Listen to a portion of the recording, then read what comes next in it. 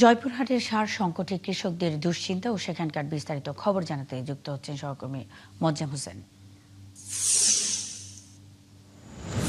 মোয়াজ্জেম, সার নিয়ে কৃষকদের কি অভিযোগ রয়েছে সেগুলো জানাবেন এবং সংকট সমাধান নিয়ে কি জানিয়েছে কৃষি বিভাগ। ধন্যবাদ আপনাকে। আপনি প্রতিবেদনে যেমনটি বলছিলেন যে এবারে কিন্তু জয়পুরহাটে ৭০,০৯৫ হেক্টর জমিতে কিন্তু আমন ধান রোপণ করা হয়েছে। তার বিপরীতে কিন্তু ২,৩৩,০০০ চাল উৎপাদন হবে বলে এখানকার কৃষি বিভাগ বলছেন। সার সংকট নিয়ে শুধু আমন ধানে আসলেই এমনটি নয়। সার সংকট সারা বছরই চলে।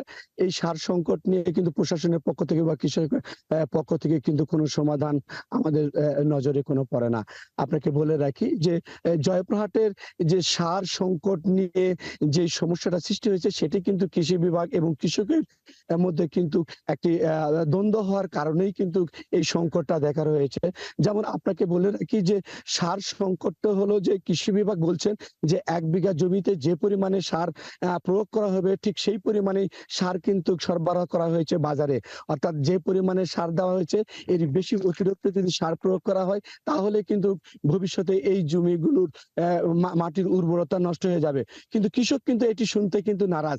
আপনাকে বলে রাখি কৃষক বলছেন যে ১ বিঘা জমিতে যদি ১ বস্তা সার প্রয়োগ করা হয় তাহলে যে পরিমাণে ফসল উৎপাদন হবে সেইটি দিয়ে কিন্তু অতি মানে কম ফসল উৎপাদন হবে। অর্থাৎ বেশি পরিমাণে যদি খাবার প্রয়োগ করা হয় তাহলে কৃষক সে একই জমিতে দ্বিগুণ পরিমাণে ফসল উৎপাদন করতে হবে। এমনটি হলো বলছে এখানকার কৃষক। আর এখানকার যে ব্যবসায়িকরা যেটা রয়েছে কিছু অসাধু ব্যবসায়ী রয়েছে। এই যে কৃষক এবং কৃষি বিভাগের যে এই দ্বন্দ্বের কারণেই এইটির কারণেই কিন্তু কিছু অসাধু ব্যবসা রয়েছে। তারা কিন্তু এই সিন্ডিকেট করে সবসময় কিন্তু এই সারের কিন্তু সংকট দেখিয়ে কিন্তু সারের দাম বেশি নিচ্ছে। প্রতি বস্তা ৩০০ থেকে ৫০০ টাকা পর্যন্ত একটি করে বস্তাতে থেকে সার দাম বেশি নিচ্ছে।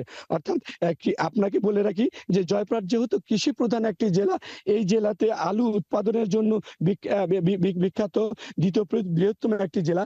এই জেলাতে ধানের পরেই কিন্তু আপনার আসবে আলু চাষ করার জন্য।